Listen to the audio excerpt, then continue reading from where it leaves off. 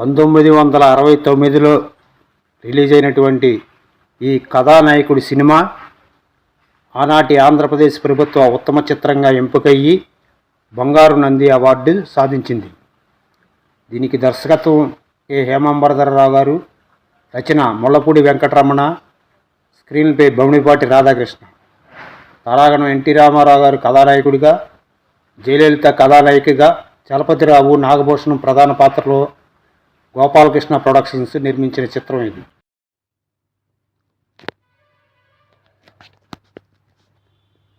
సినీ రాజకీయ ప్రస్థాన పరంపరలో ప్రథముడైన ఎంజి రామచంద్రన్ గారి రాజకీయ ప్రవేశ పాత్రకు ప్రస్ఫుట ఉత్తేజాన్ని ఇచ్చి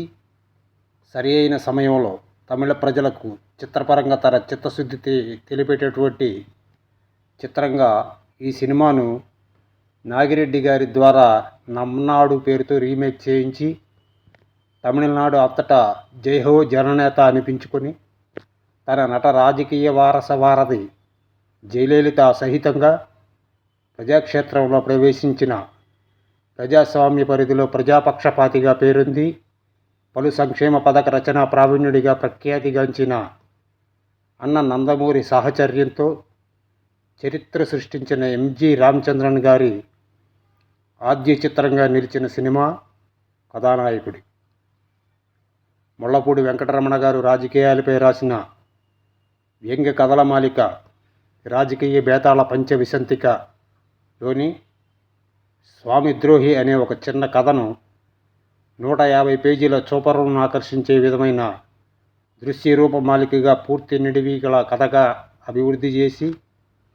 గోపాలకృష్ణ ప్రొడక్షన్స్ ఆధ్వర్యంలో హేమాంబరధరరావు గారి దర్శకత్వ ప్రతిభతో ప్రజారంజక చిత్రంగా నిత్య క్రమశిక్షణా కఠినుడు, నిర్విరామ నిరంతర కృషీవలుడు, నిరాటంక ప్రజా సంక్షేమ కౌటిల్యుడు, నిస్తేజిత రాజకీయాలను ఉత్తేజితం చేసిన ఉదారుడు,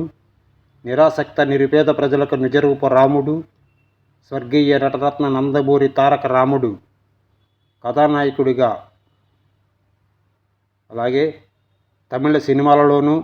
రాజకీయాలలోనూ రాజీ పడని రాణిగా, తమిళ ఝాన్సీ రాణిగా ముఖ్యమంత్రిగా పేర్గాంచిన స్వర్గీయ జయలలిత గారు కథానాయికగా,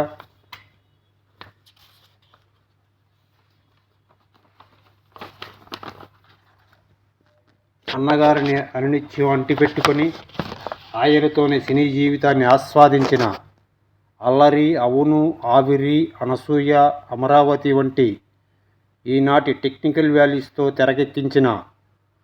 ఔరా అనిపించుకున్న నటుడు, దర్శకుడు రవిబాబు గారి తండ్రి చలపతిరావు గారు, రక్త కన్నీరు నాటకంతో ఆనాటి ఆంధ్ర ప్రజల కంట కన్నీరు పెట్టించిన విలక్షణ నటకోవిదుడు నాగభూషణం గారు పోటీపడి నటించిన చిత్రం కథానాయకుడి. ఇది ఆంధ్రప్రదేశ్ అంతటా ఫిబ్రవరి 27వ తారీఖు 1969వ సంవత్సరంలో 32 థియేటర్లలో రిలీజ్ అయ్యి 3 దాశరథి పాటలు, 3 కొసరాజు గారి పాటలు, ఎల్లారీశ్వరి ఆలపించిన మధురమైన పళ్ళండి పళ్ళు జామపళ్ళు పాట ఈ చిత్ర విజయానికి ముఖ్య భూమిక పోషించాయి. ఈ సినిమా మొదటి వారంలో 7,41,449 రూపాయలు,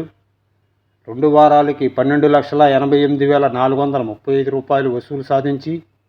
ఆనాటి ఆల్ టైమ్ రికార్డులు బద్దలు కొట్టింది. ఇక ఏకంగా Vizag Dasapalla Chitralaya, Rajahmundry Jayasri talkies, Kakinada cinema Majestic, Vijayawada Sri Rama talkies, Guntur Seshamahal, Tenali Gaiety hall, Nellore Sri Vinayaka cinema, Tirupati Palani theatre, Kurnool Sri Saibaba talkies మొదలైన 9 కేంద్రాలలో దినోత్సవం జరుపుకుంది. ఈ వీడియో కనుక మీకు నచ్చితే సబ్స్క్రైబ్ చేసుకొని లైక్ చేసి కామెంట్ రూపంలో మీ అభిప్రాయాన్ని తెలపండి. జై ఎన్టీఆర్, జై బాలయ్య.